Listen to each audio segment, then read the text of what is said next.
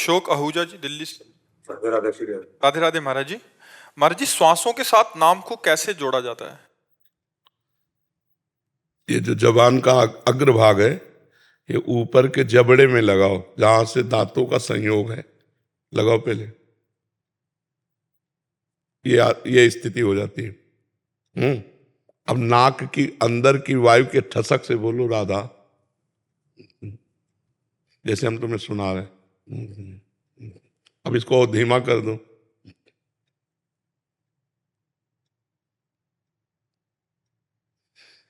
हल्का हल्का सा जवान हमारी चल रही, पर वो ऊपर छुई हुई, तो यहाँ धक्का लग रहा है और नाक की ठसक से हम नाम जप कर रहे हैं, तो ऊपर वायु लिए जा रहे हैं।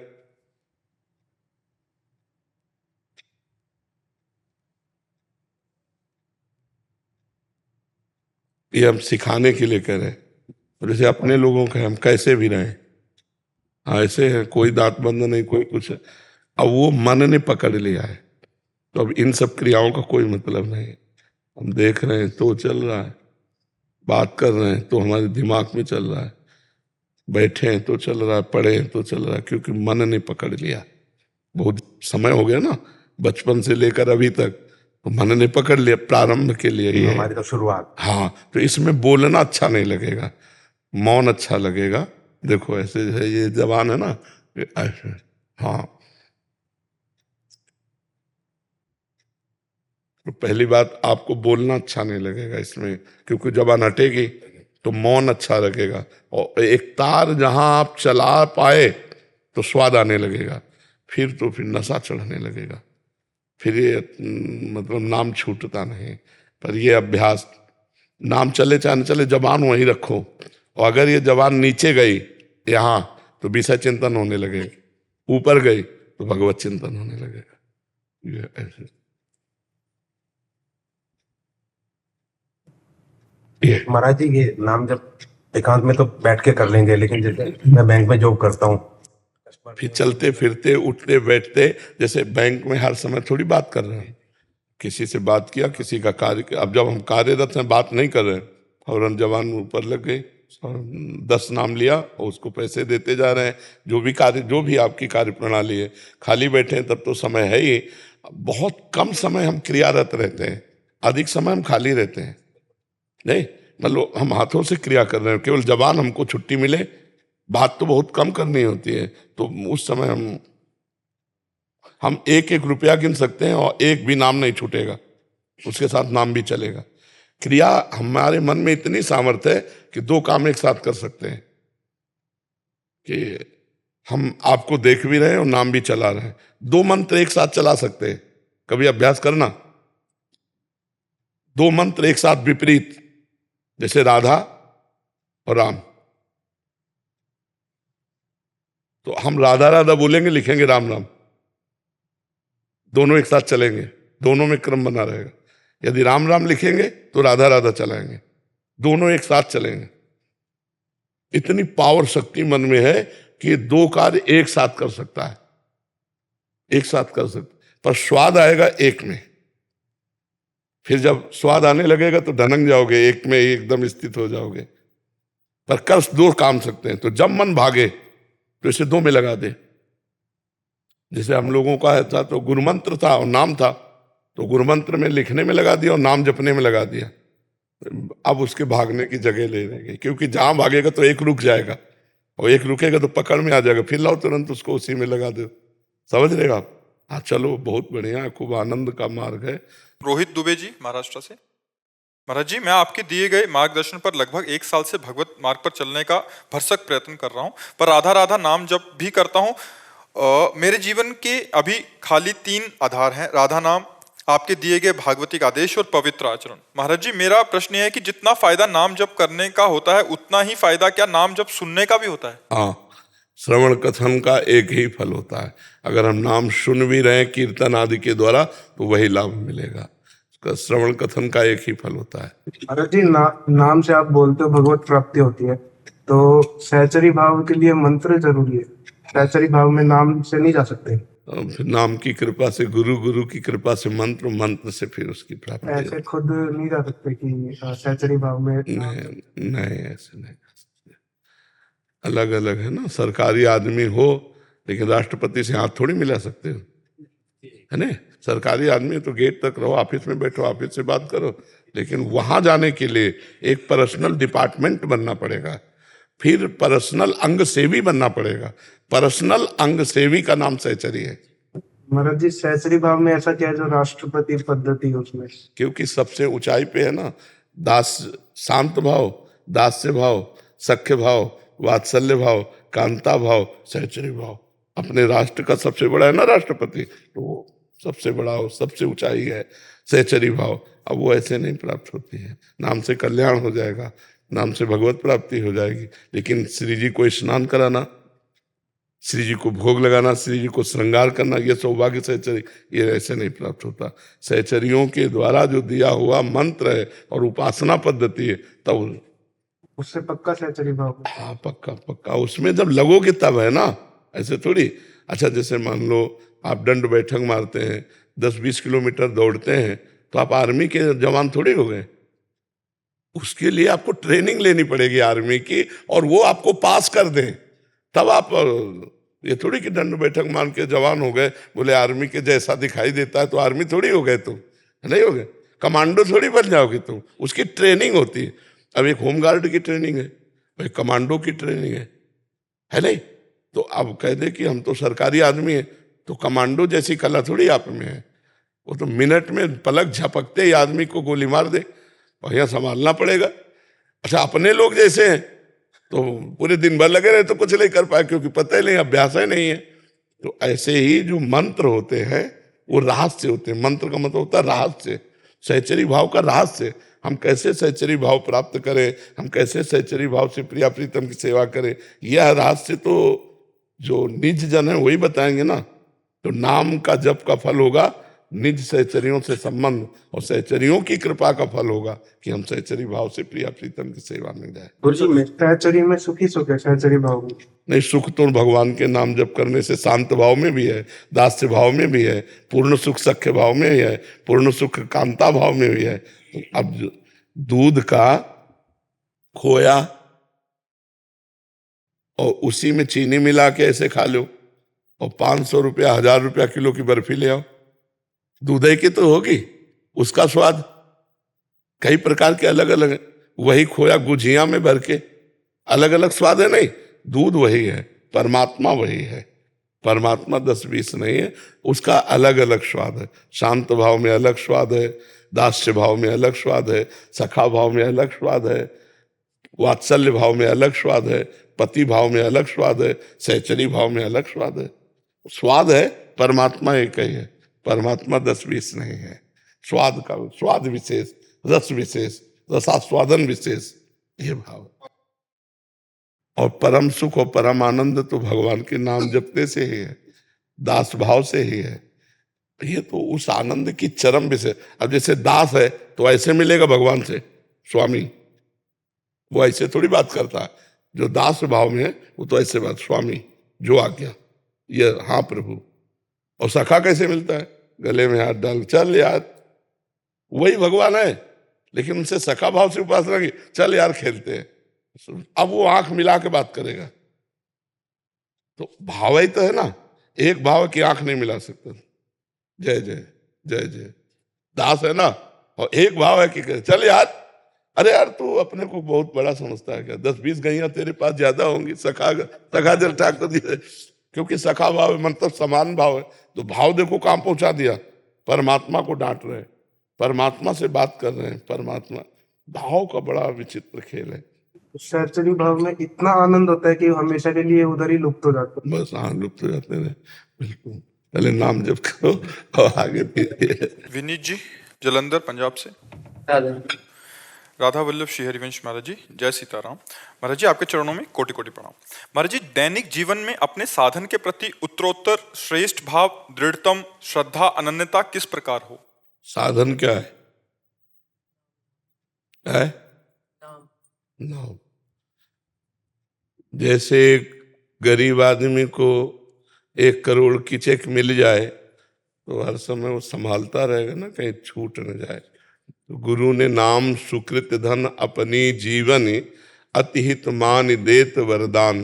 वृंदावन हित बलिपद पावन, भक्ति प्रकाशत ज्यों जग भान, नमो नमो गुरु कृपा निधान।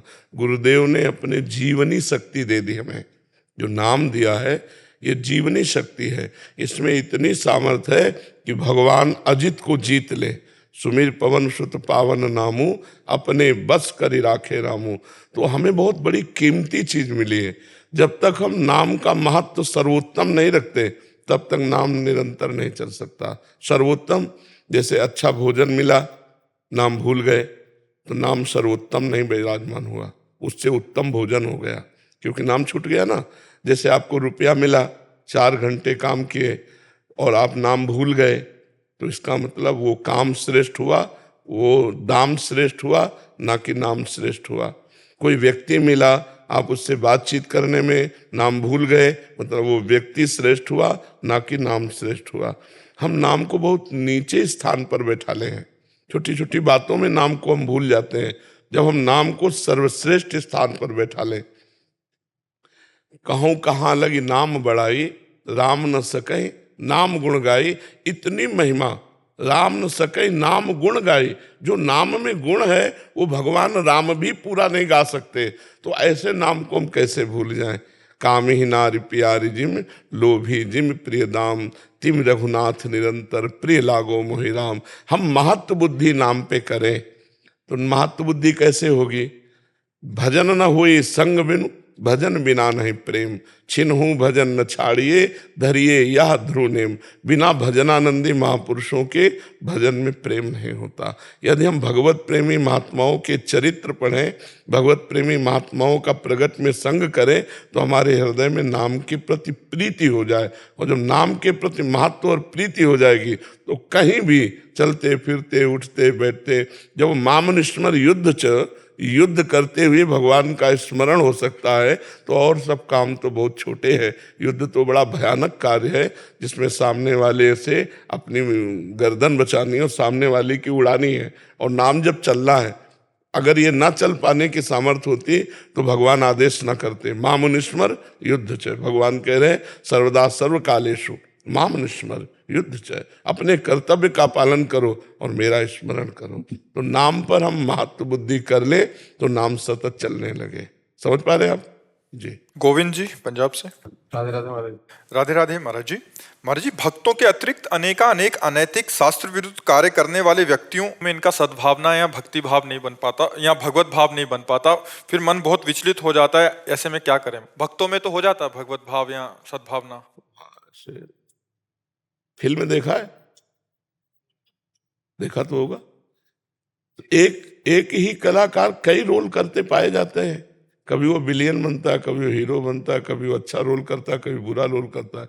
आपको उस व्यक्ति से तो घृणा नहीं है, उसके रोल में प्रियता या अप्रियता हो सकती है। कि मान लो खलनायक का रोल किया तो अप्रिय लगा, हीरो का रोल किया तो प्रिय लगा, लेकिन उस व्यक्ति से आपको कोई शिकायत नहीं, उसके स्वांग से शिकायत है नहीं। ऐसे ही सब में परमात्मा बैठकर स्वांग कर रहा है। 3 गुण हैं, तमोगुण, रजोगुण, सतोगुण। तो जब सतोगुण का स्वांग करेगा तो हीरो का स्वांग करेगा, जब रजोगुण का काम करेगा तो भोग विलासी ऐसा कार्य, और जब तमोगुण का तो घोर राक्षसी स्वभाव हिंसा। लेकिन वो स्वयं में कुछ नहीं है।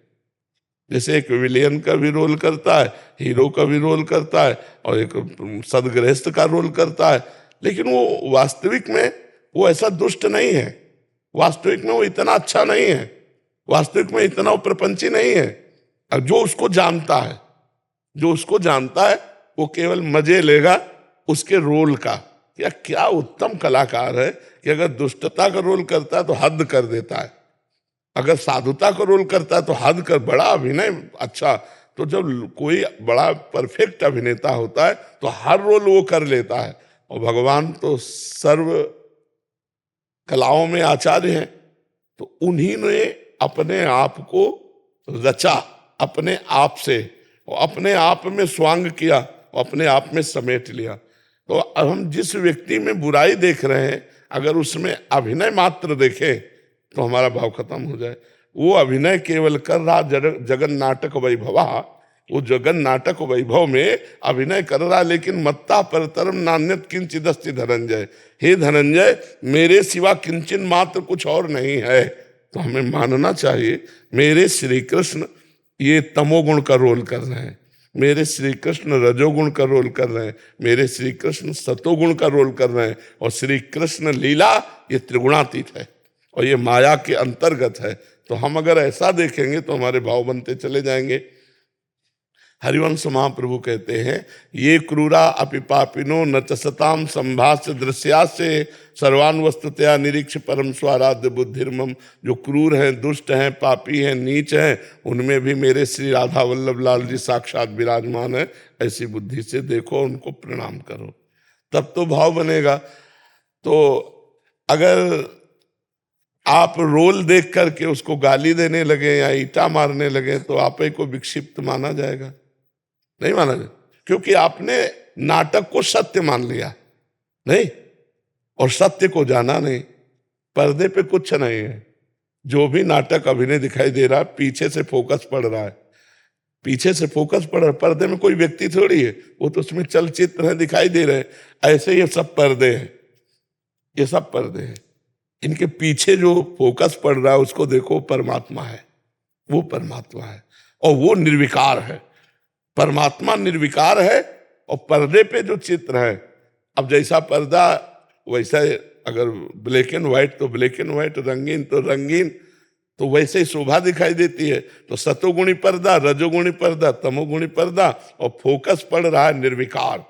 उस निर्विकार परमात्मा के पावर से विकारी गुणों का स्वांग हो रहा है।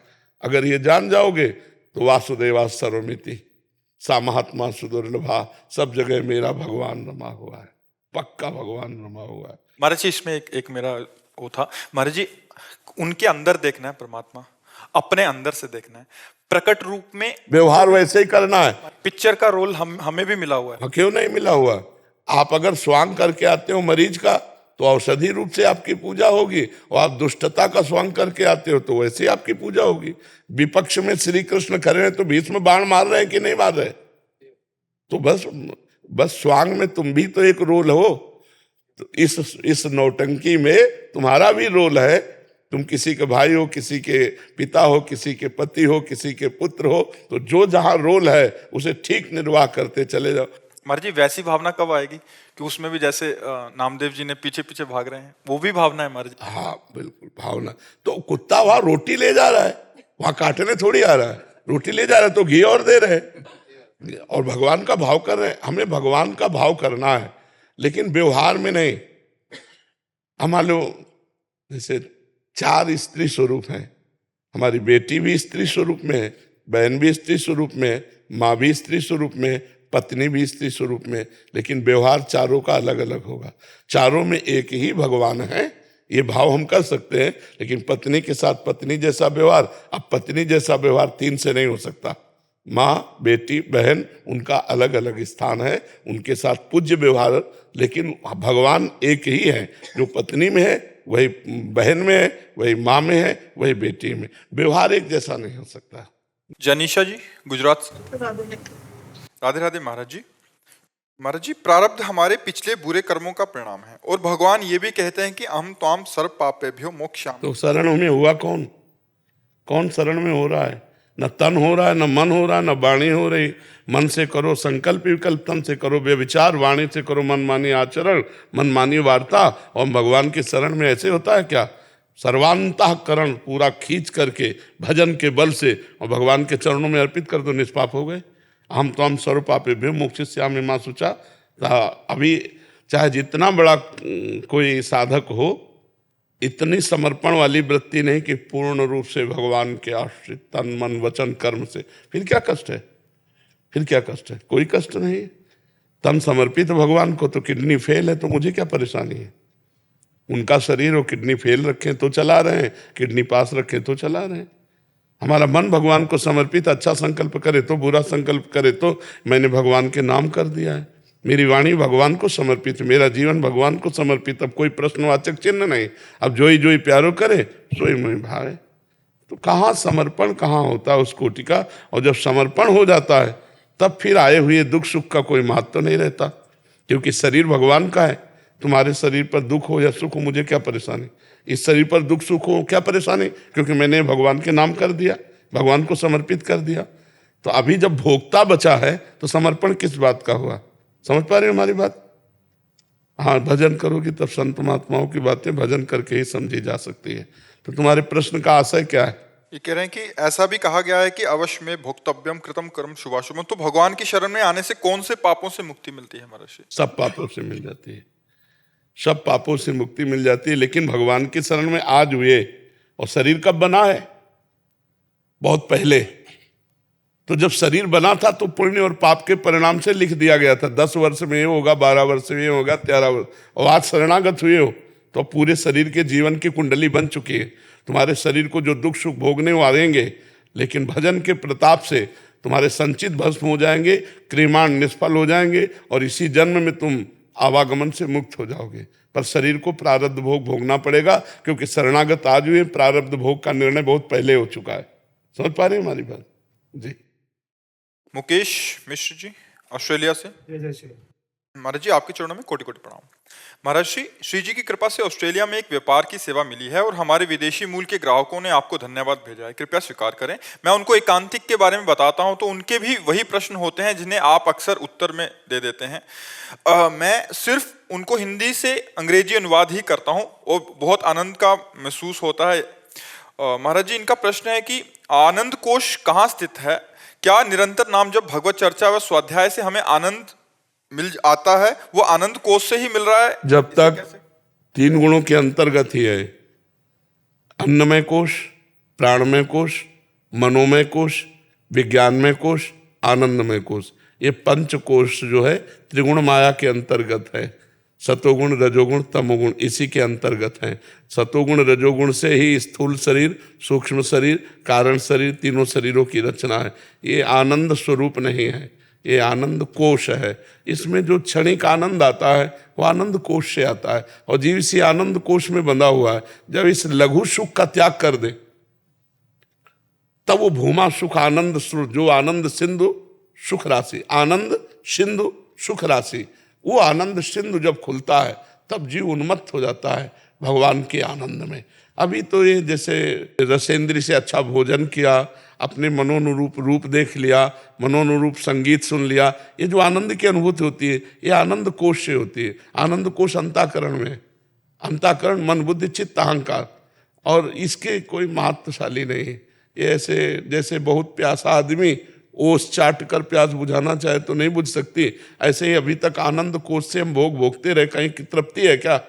क्योंकि हम परमात्मा के अंश हैं, तो हमें आनंद स्रोत खुले तब बात बने, और वो खुलेगा भजन से। और भजन में रुचि नहीं होती, भोगों में रुचि होती है। अगर हम भजन करें और इन लघु सुखों का त्याग करें तो महान सुख के अधिकारी बन जाए। समझ पा रहे हैं आप जी? जैसे मैंने क्वेश्चन किया था कि आनंद कोश जी, तो उनके अंदर वही आनंद कोश की आनंद की अनुभूति होती है जी। हम अभी कोशिश करते हैं कि पूरे हफ्ते की दिनचर्या में जी। भगवत लीला, श्रवण कीर्तन जी, जी। और ये चीज करते हैं तो आनंद स्रोत से हाँ बिल्कुल बिल्कुल, उस हाँ भगवान नाम कीर्तन, भगवत लीला कथा गायन, भगवत लीला कथा श्रवण और भगवान नाम जप, इसी से आनंद स्रोत खुलेगा। जब आनंद स्रोत खुलेगा तो निहाल हो जाओगे। ये सब व्यर्थ लगेगा, ये सब ब्रह्मादिक के भोग सब विषम लागत ताय, नारायण ब्रजचंद की लगन लगी है जाए। भगवत प्राप्ति की लगन लगने में ब्रह्मादिक के भोग भी विषवत लग जाते, फिर मृत्यु लोक के तुच्छ भोगों की बात क्या। न पारमेष्ठम न महेंद्र धिष्णम, पारमेष्ठम मतलब सबसे बड़ा पद है ब्रह्मा जी का। न पारमेष्ठम न महेंद्र धिष्णम, महेंद्र का देवराज इंद्र का, देवराज इंद्र के पास कितना सुख है, अप्सराएं हैं, सब है। न सार्वभौमम मतलब एक चक्रवर्ती सम्राट, न रसाधिपत्यम रसातल का लोग, न योग सिद्धिर न पुनर्भवम, जो भगवान का आनंद स्रोत का सुख मिलता है ना वो इनमें भी नहीं है, इनमें भी नहीं है। मृत्यु लोक के सुख की तो बात ही क्या है। वो बड़े भाग्यशाली हैं जो संयम से चलते हैं, नाम जप करते हैं, भगवान के आश्रित हैं, उनका बड़ा मंगलमय जीवन है, बड़ा मंगलमय। ई परलोक सकल सुख पावत, परलोक में भी सुख पाएंगे। मान लो जो यहाँ कमा रहे हैं और सुख भोग कर मर्त के और मरे तो सब यहीं रह गया। अब जो सुख भोगा उनमें पाप भी है और कुछ पुण्य भी है, फिर जा करके जन्म मरण का चक्र, लेकिन मुक्त होने वाला कार्य तो किया ही नहीं। नाम जप, नाम कीर्तन, भगवान की आराधना, ये जब नहीं हुआ तो जन्म मरण से मुक्ति कौन दिलाएगा? तुम्हारे शुभ अशुभ कर्म तो बंधन करने वाले हैं। मोक्ष तो भगवान नाम से मिलता है, भगवत आराधना से मिलता है। इसलिए सबको चाहिए कि अपने दिनचर्या में कुछ समय ऐसा निकाले जिससे हम भगवान की पूजा करें, भगवान का नाम जप करें, भगवान संबंधी हम शास्त्रों का स्वाध्याय करें, तभी हमारा जीवन मंगलमय होगा। अच्छा, भगवान का डर जिसके अंदर आ जाता है वो भी सही चलने लगता है कि यार ऐसा कुछ ना हो जाए हमसे गलती जिससे भगवान नाराज हो जाए। डॉक्टर प्रदीप जी, गुजरात से। राधे राधे महाराज जी। महाराज जी, महाराज जी, इनका कहने का भाव है कि इनके व्यवसाय में कुछ माता पिता या पति पत्नी ऐसे भी आते हैं जिन वो अपनी किसी कारण बच्चे नहीं रखना चाहते, तो कह रहे हैं कि जो भी होता है पर इसका पाप मुझे लगेगा या बिल्कुल बिल्कुल लगेगा, बिल्कुल लगेगा, अवश्य भोगना पड़ेगा। क्योंकि कर्ता, प्रेरक और अनुमोदन तीनों को दंड या पुरस्कार मिलता है। जैसे किसी ने कहा यार क्या घूम रहे हो, चलते हैं वृंदावन, आपने कहा ठीक है यार चलते हैं, वो हुआ प्रेरक, आप हुए कर्ता। और कहाँ जा रहे हो? वृंदावन। अरे भाई आपके कितने बड़े भाग्य, वृंदावन जा रहे हैं, तो तीनों को बराबर पुण्य मिलेगा। हम उसके अच्छे के लिए, वो मेंटली रिटार्डेड पेशेंट है कभी। आप हमको ये बताओ, जीव है ना, हत्या होती है कि नहीं? तो फिर उसका पाप निश्चित है। वो मेंटल डिस्टर्ब है तो जन्म लेगा, अपने कर्मों को वो भोगेगा, माता पिता उसके भोगेंगे। आपने उसको मार दिया तो वो जीव कर्म रहित तो हुआ नहीं, वो अगला जन्म होगा उसका, वो अगला भोगेगा। लेकिन आपका नया कर्म बन गया, आपको भोगना पड़ेगा। माता पिता को तो दूसरी तरह से दंड भोगना पड़ेगा, आपको उसका हत्या का भोगना पड़ेगा। उसके पाप के भागीदार हम ना बने।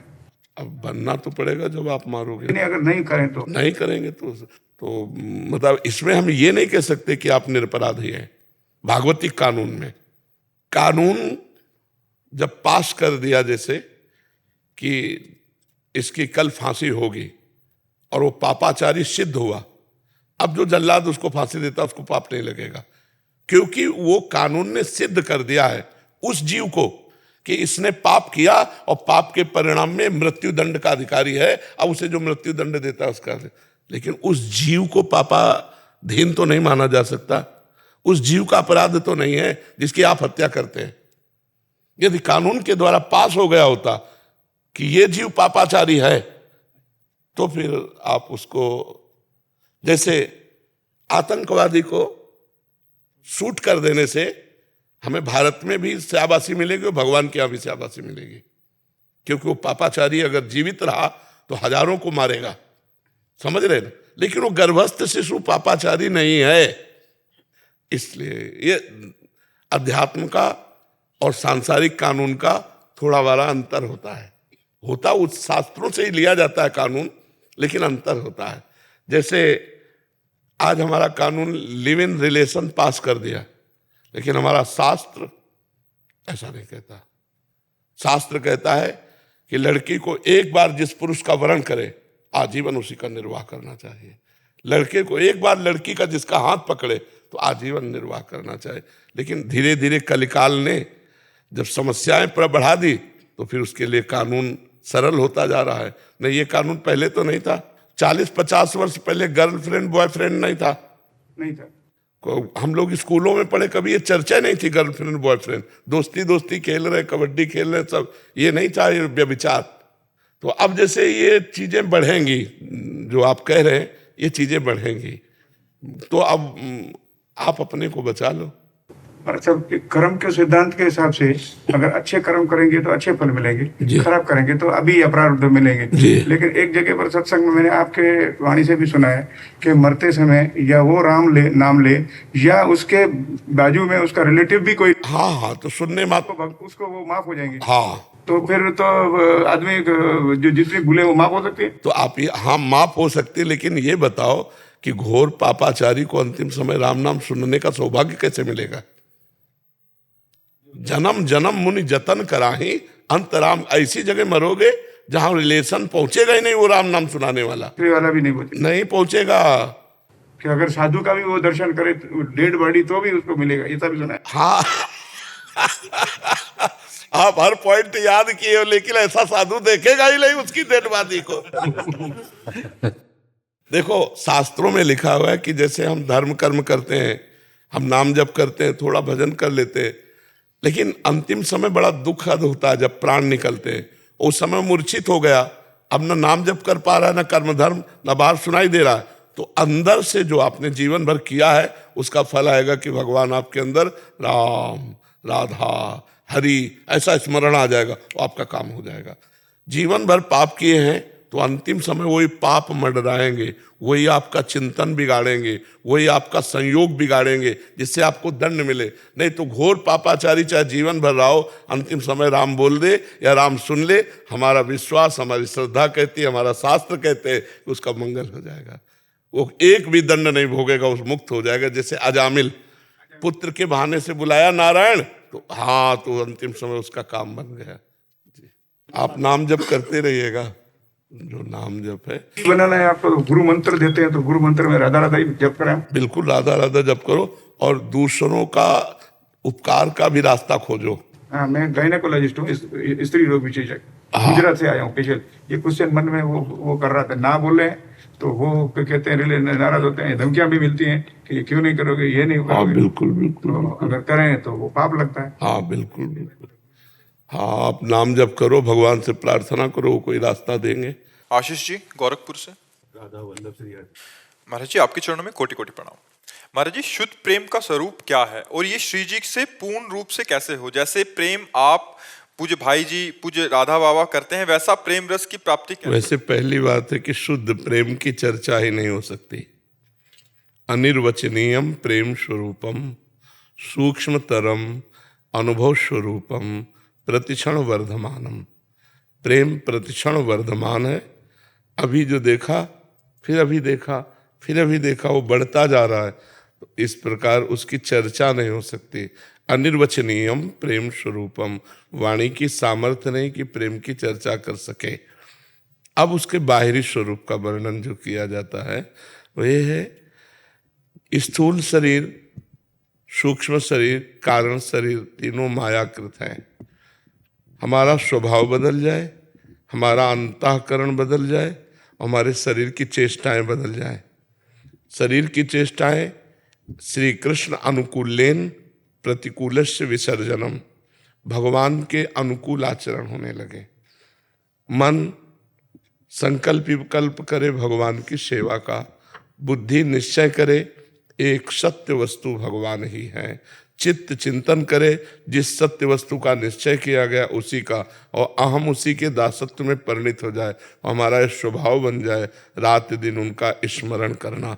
तो स्वभाव कारण शरीर, मन बुद्धि चित्त अहंकार सूक्ष्म शरीर, और इंद्रियों सहित ये स्थूल शरीर, तीनों जब प्रभु के चरणों में समर्पित हो जाते हैं, तनुवांग मनोभीर अमलई सोहम तोई वास्तिता, शरीर वाणी कर्म मन और स्वयं सब कुछ भगवान को अर्पित हो गया, तो अहम में भगवान का आसन बैठ जाता है। जो अभी अहम है वो मैं चिल्लाता है, मैंने ये किया मैंने वो किया, उस समय अहम भगवत स्वरूप हो जाता है, और नेत्रों में प्यारे की मूर्ति बस जाती है जिससे हम प्यार करते हैं।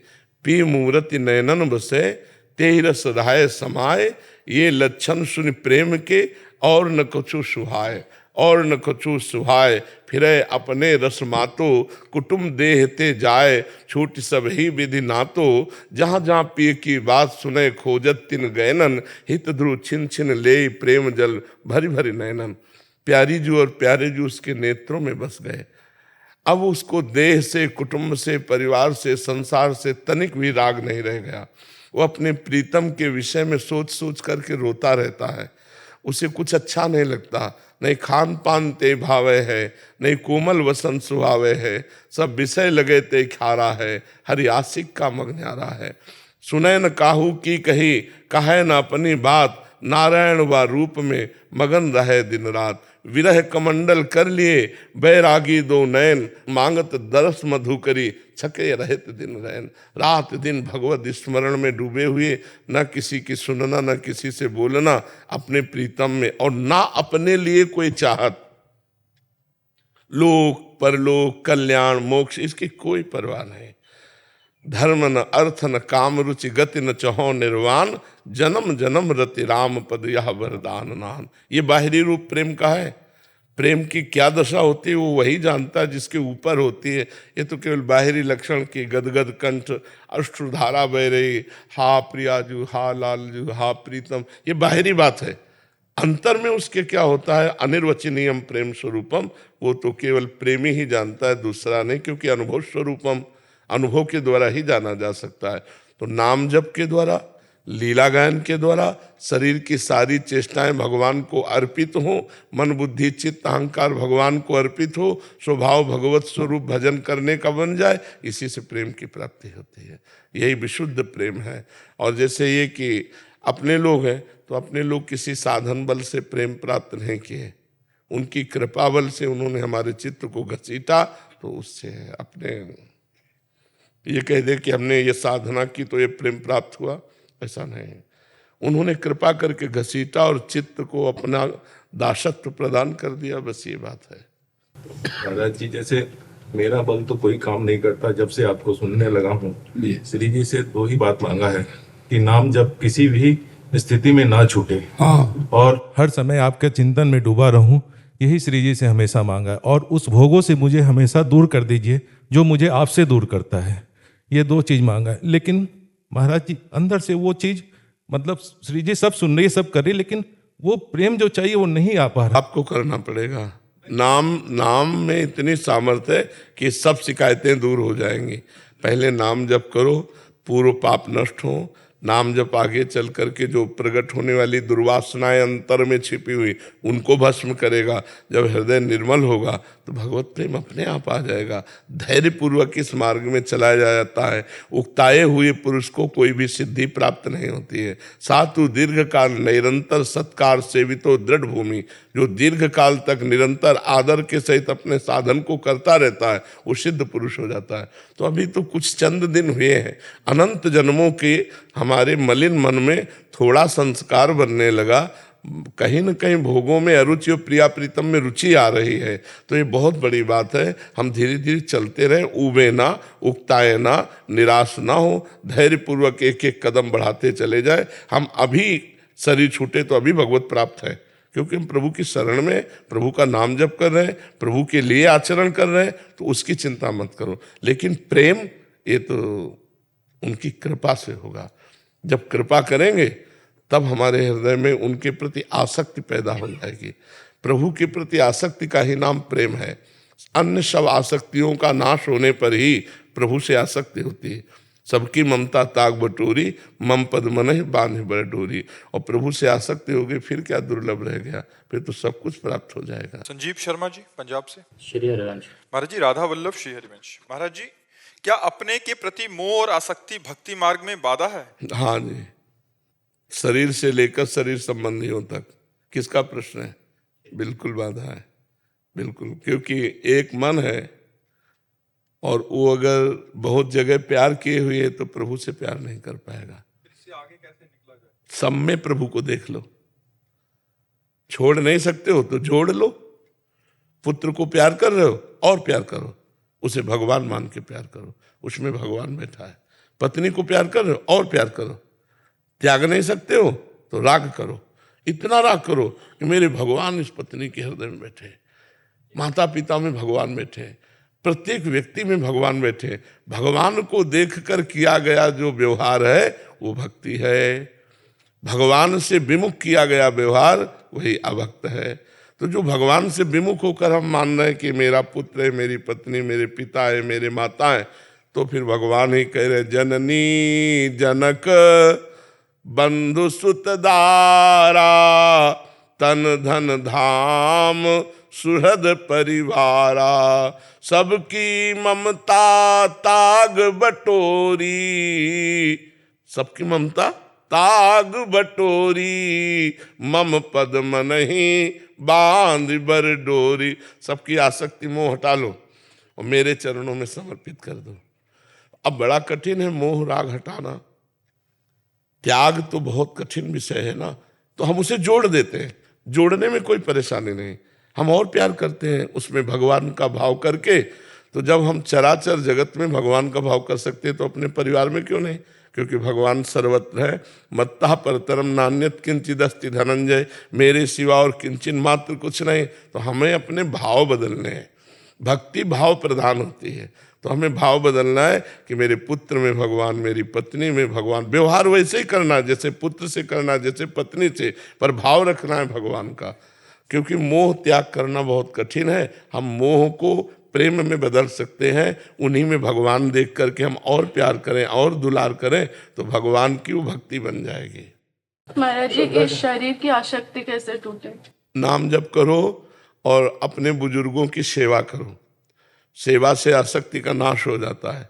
पशु पक्षी की सेवा, बूढ़े सास ससुर की सेवा, पति की सेवा, पुत्र परिवार की सेवा, सेवा से शरीर पवित्र होता है। शरीर से बहुत अपराध हुए ना, तो मलिन स्वभाव का परिचय है कि वो देहासक्त होगा, और निर्मल स्वभाव का परिचय है कि देह राग का त्याग किए हुए होगा।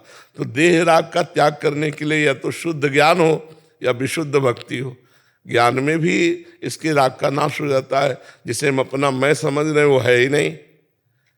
जो स्थूल शरीर जिसे मैं समझ रहे हैं वो है ही नहीं, ज्ञान से पता चल जाता है। तो जैसे सांप को अपने केचुल से कोई प्यार नहीं होता, ऐसे ज्ञानी पुरुष को अपने शरीर से कोई राग नहीं होता। तो हम ज्ञान तो प्राप्त करना बड़ा कठिन है, तो हम भक्ति से शुरू करते हैं। भगवान की सेवा में, माता पिता की सेवा में, समाज की सेवा में, पशु पक्षियों की सेवा में अगर हम शरीर को लगाते हैं तो हमारा शरीर पवित्र होगा। और शरीर में हमारी आसक्ति है तो हमारी आसक्ति पवित्र होने लगेगी।